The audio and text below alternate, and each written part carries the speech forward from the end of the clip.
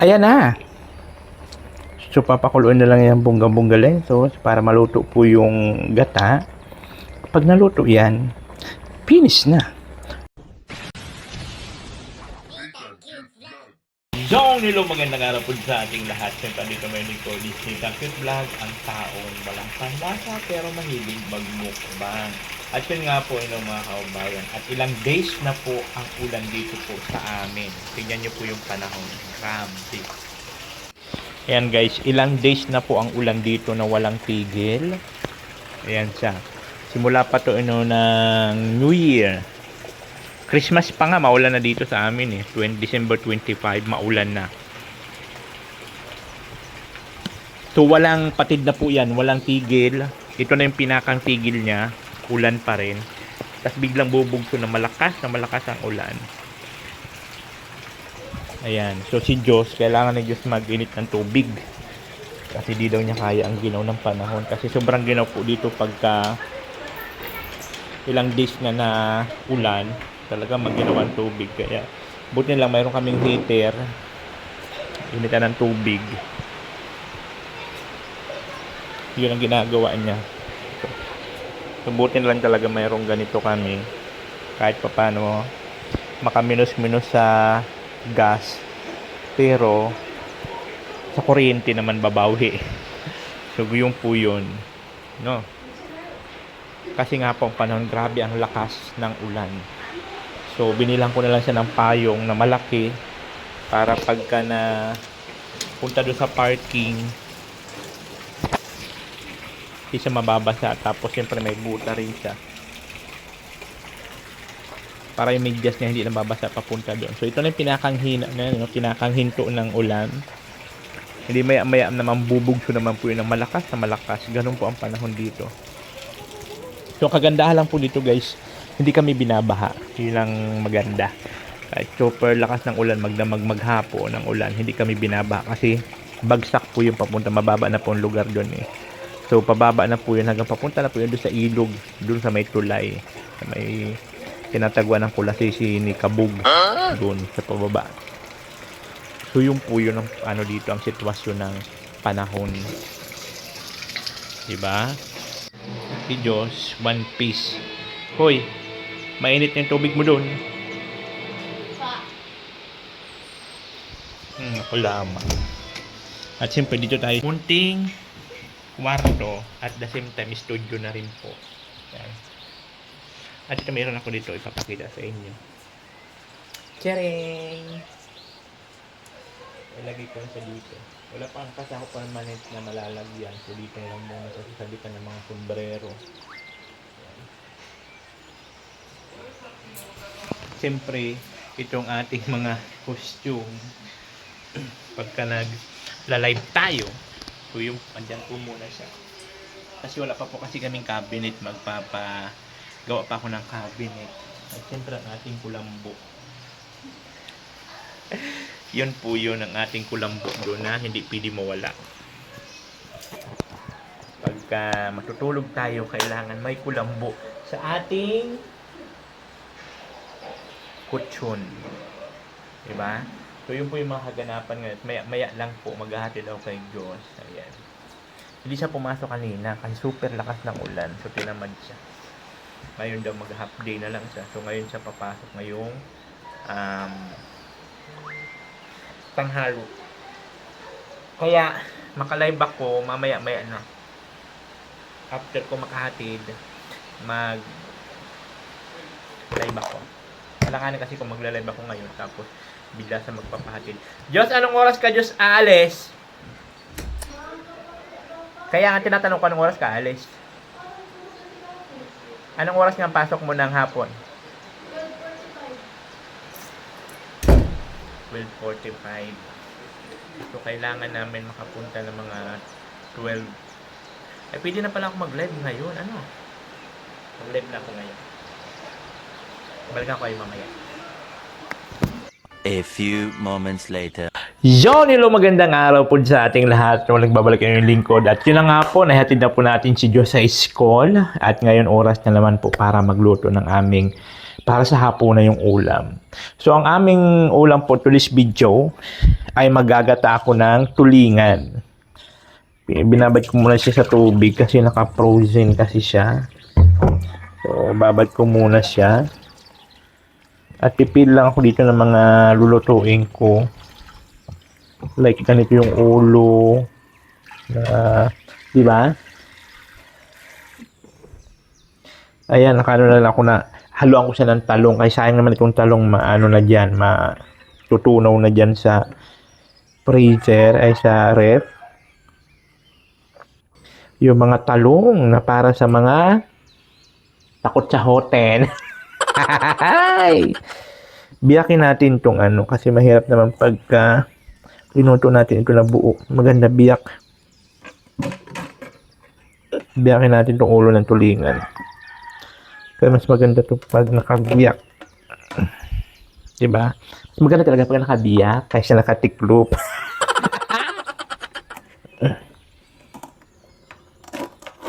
Yan.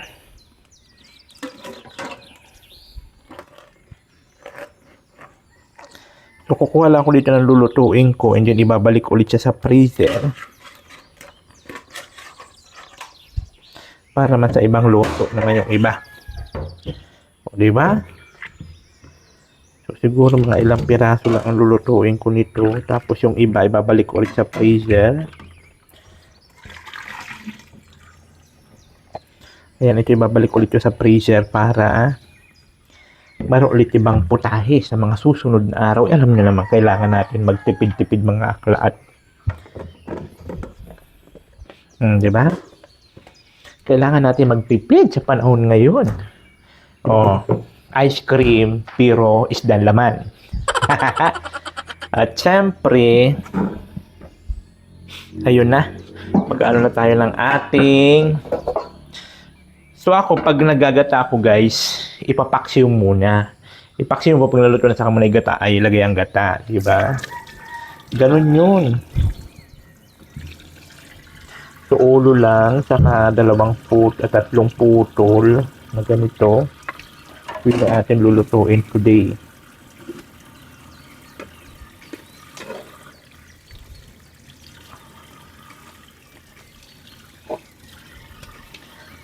So, ilalagay muna natin dito ang mga sangkap, bla bla bla, lahat-lahat. Bawang sibuyas, ganun. Ito na yun siya, oh. So, ito na ating gagataan. Sigurado walang lasa to. Wala. Diba?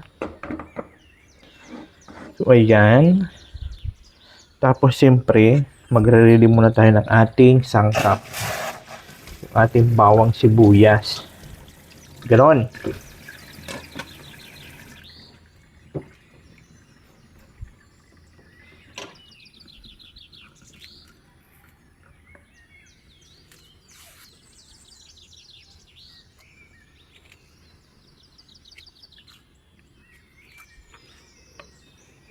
Bawang sibuyas. Kailangan natin ito dito. Marunong ba kayo magluto ng ano? Ginataan? Marunong kayo magluto ng ginataan? Ayan na tayo.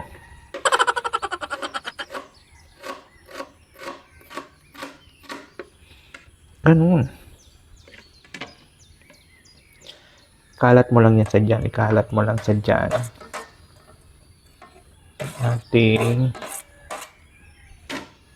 Ikalat mo lang yan sa dyan. Yan.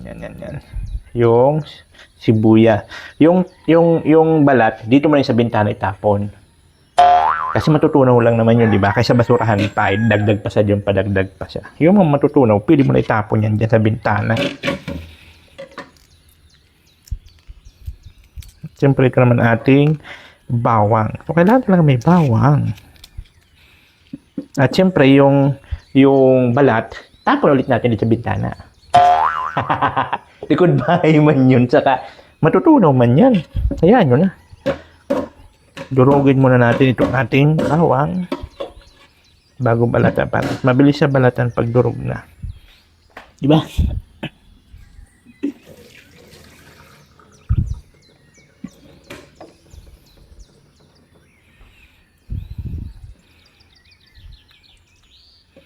Ganun. Sakto naman yun at maya lang magsusundo na rin ako at alas 4 na. Quarter to 5 hari pas na yun. Magme-message na naman si Diyos. Papasundo. Buti tumigil-tigil na yung ulan. So sana tumuloy-tuloy na Sana tumuloy-tuloy na yung pagtigil nga ng ulan. Kasi ilang days na po yung ulan na yan. Ayan na lamang tayo. Ilang days na po yan na puro ulan. Simula pa nung Christmas, New Year, maulan. Sabi ng mga taga dito, ganun daw talaga ang panahon dito. Maulan. Pag mga ganitong buwan. Yan. Hiwain mo na yung bawang. Tapos ikalat mo na naman sa dyan. Di ba? Ikalat mo sa dyan para malasa yan siya. Ganun kasi ako pag So parang pinapaksiw muna siya. Ipalagay na natin itong ating talong. Sari-sari na yan sa dyan. Tapos pag kumulo na yan sa dyan, saka mo ilagay ang gata ng bonggang-bongga. Good. Yun. Siyempre ating kamatis. Sarap na may kamatis para medyo maasim-asim. O diba? Yun. Kalat-kalat mo lang sa dyan.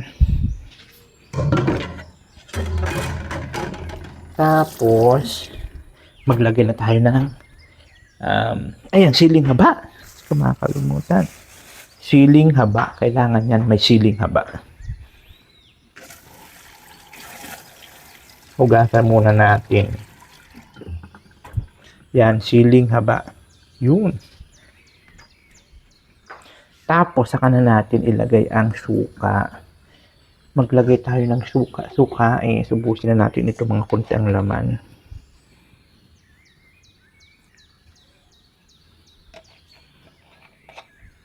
Para maitapon na rin natin ito at maya magana ko ng basura. Mayroon pa ito konti laman. Hindi natin mga konti ang laman. Di ba? Ganun. Tapos, maglagay ka ng magic syrup. Para magikin niya ang sarap. Di ba?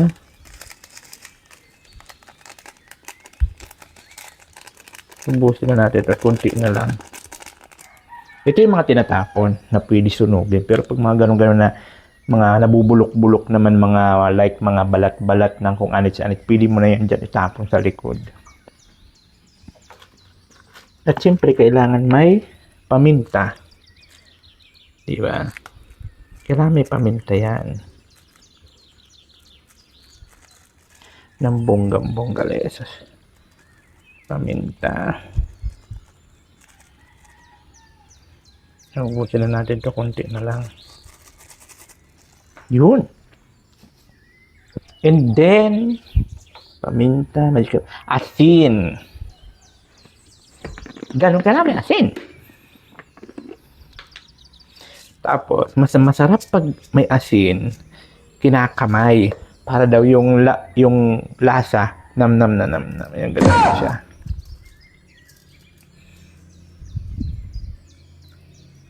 Kunti pa. Yun.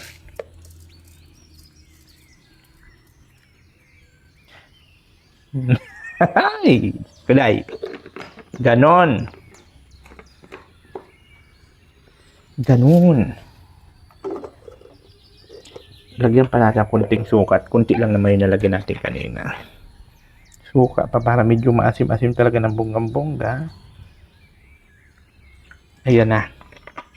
So, pag ready na yan siya, maghugas ng kamay kasi naghawak tayo ng asin.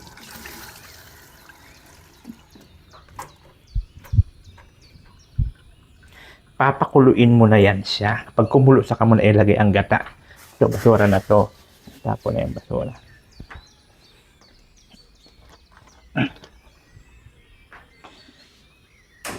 Yun. Kukulo na yan. Pag kumulo na yan, saka mo na ilagay ang gata. Takip natin. Nagtakip. Pasensya na kayo at wala pa dito mga lagayan. At nakaano man yan, nakaplano man yan kung ano mga nakalagay ako dito ng drawer sa ilalim.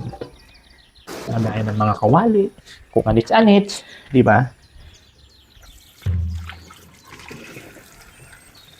Tapos dito sa taas, nagpapakaroon din po ako dyan ng cabinet. Kaya lang siyempre wala pa naman tayong budget. Unti-unti lang. Ang cabinet ko dito guys, pag ganyan siya. Pag ganyan, tapos ito, lilipas. Tapos dito naman, tapos pag ganyan. Yun, pag ganun. Di ba? Takpan na. Kaya lang natin ang kumulo. Saka na natin ilagay ang gata pag kumulo na ng bonggang-bongga. Ganun lang kasimple. Ang ating gata po ay kasi wala man po ditong gata talaga. Ito na lang po yung ginagamit ko. Same lang naman. Di ba? Yung ganito. Ito na yun siya. So, hayaan mo lang siya na kumulo. Andiyan na yung sangkap. Lahat-lahat. Talong, sili. Wala nga kasi pichay eh. Bawang, sibuyas, kamatis. So, pakuluin lang yan sa dyan. Asin. So, pag kumulo na, saka na natin ilagay ang gata. Tuyong po yung ganun lang siya kasimple. So, ayan. Narinig nyo ba yung kulo-kulo na? Di ba? Kumukulo-kulo na siya. So, yun lang po yung ganun lang po kasimple ang pagluto ng ginataan. Aywan ko sa inyo kung may mga ibang proseso kayo ng pagluto kasi yun yung nakasanayan ko at natutunan ko na pinapaksyo. Iba naman kasi yan. Pag sa gulay kasi, pag gulay, yan, magaling din ako maggulay guys. Mga talbos ng kamuting kahoy, langka, puso, yung lubi-lubi, nyug-nyugan, doon sa tralala. Magaling pa ako pagdating sa ganyan, mga gabi. So pagdating naman sa ganon, sa pangagulay-gulay kasi ang technique naman dyan, yung pangalawang gata, kasi doon yung nyug talaga eh, pipigain mo. So yung pangalawang gata, yun muna, ipapakulo mo yan sa dyan. Pag kumulo na, alam mo na luto na, saka mo na ilagay yung kakang gata, ang tawag na sa Tagalog, yung purong gata na talaga. Di ba kasi pagka dalawang gata kasi yan eh. Yung unang gata na puro, saka yung pangalawang gata, yung parang malabnaw na siya. Yun dun mo sa ipapakulo. So pag kumulo na, saka mo sa ilagay ang yung sulid na gata. Dito naman kasi, yung sachet, yung kukumama na ganyan, na yan, puro na siya lahat. So discard mo na lang kung paano. Pero pag sa isda naman kasi ganun talaga. So pag parang ipapaksyo mo muna siya. Pag napaksiw mo na siya, saka muna sa ilagay ang gata para masarap ng bonggang-bongga. Antin natin na kumulo, mga bakla. Da! Pag naluto na yan, pag alam na natin naluto na siya, na kumukulo na siya, pag luto na, saka na natin ilalagay itong ating gata. Okay naman ang lasa ng gata. Okay naman kasi nung si Papay, di ba, nagataan ng native na manok, nung nandito sila noong New Year, okay naman. Wala naman lasa, ganun pa rin. Walang kalasa-lasa.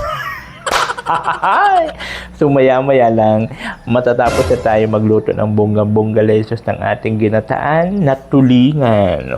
Sayang nga yung walang pichay. So, yung na lang nilagay ko yung talong para sa mga takot sa hoten.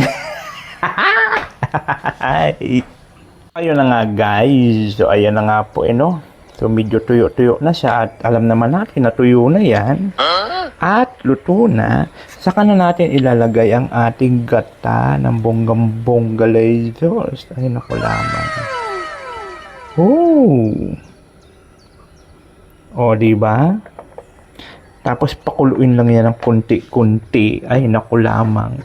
Walang kalat-kalat naman yan. Ay, naku lamang.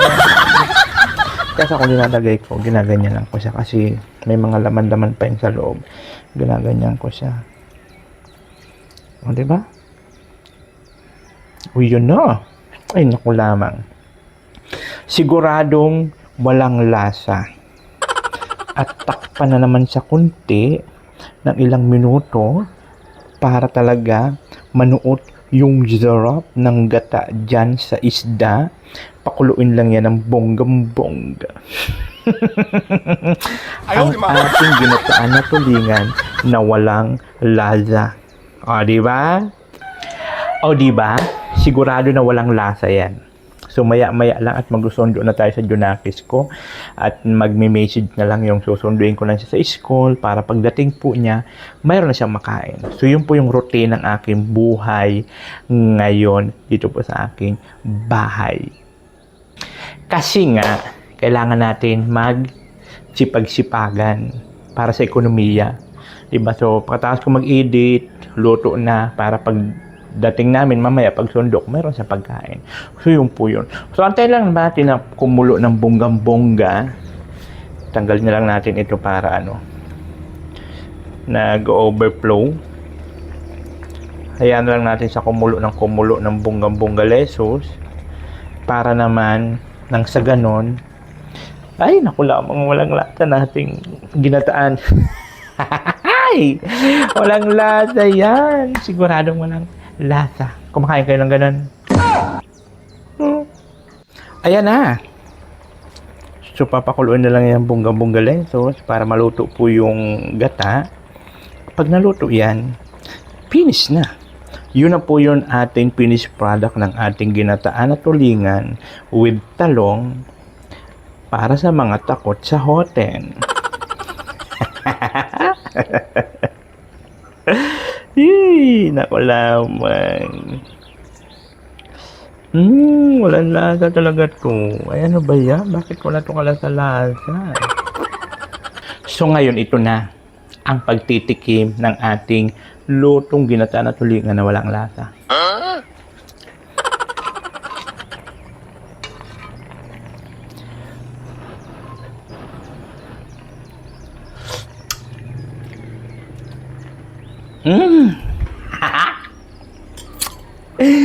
Confirm, wala nga lasa ang ating luto. Wala ka lasa-lasa. Yo, hello, good evening po sa ating lahat. At siyempre, dito lang tayo sa bahay. Galing tayo dun sa meeting sa Lighthouse at sisibog na po tayo. At siyempre, ang ulam natin po to this video, yung ating ginataan na tulingan. Wala isa. Diba? Ito po yung ating ulam po to this video. Kumakain ba kayo nito? Siyempre mayroon siyang talong. Diba? May talong, may kamatis. Kumakain kayo nito? Diba?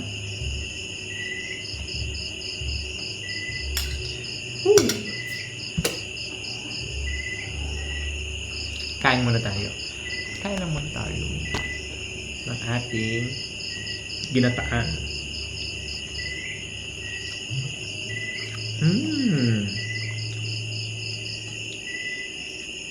Ang lasa.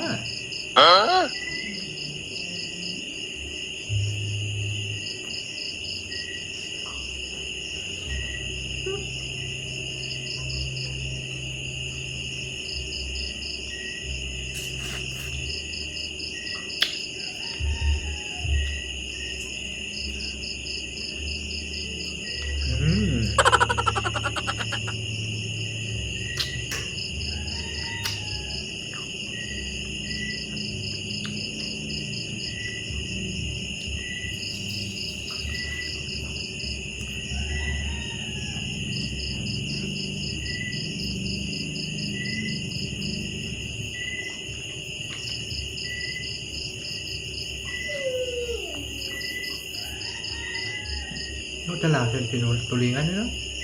Ayaw, di ma!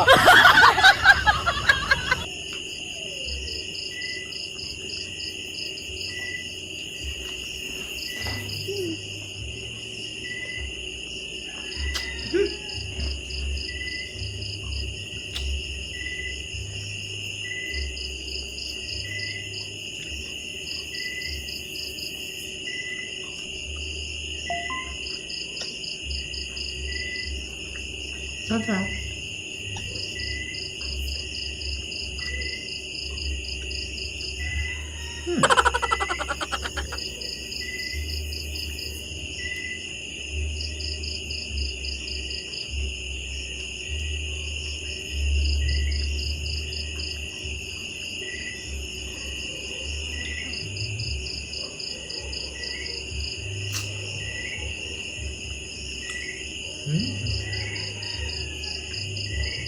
May kamatis pa, may talong.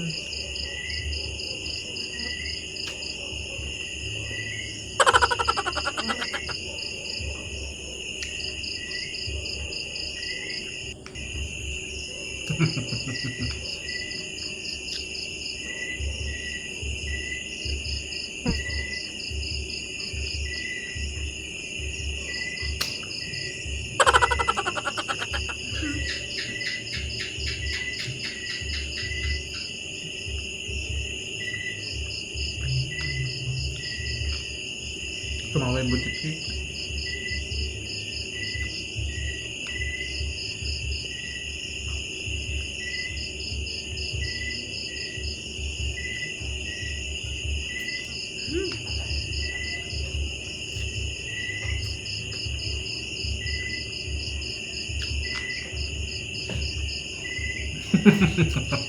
Kain muna ako guys at magla-live na po ako pagtapos ko babus.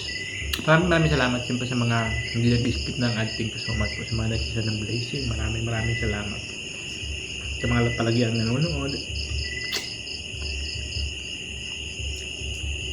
Thank you so much po sa inyo lahat. Bye bye. Oh, natin cute vlog, ikaw ang bida.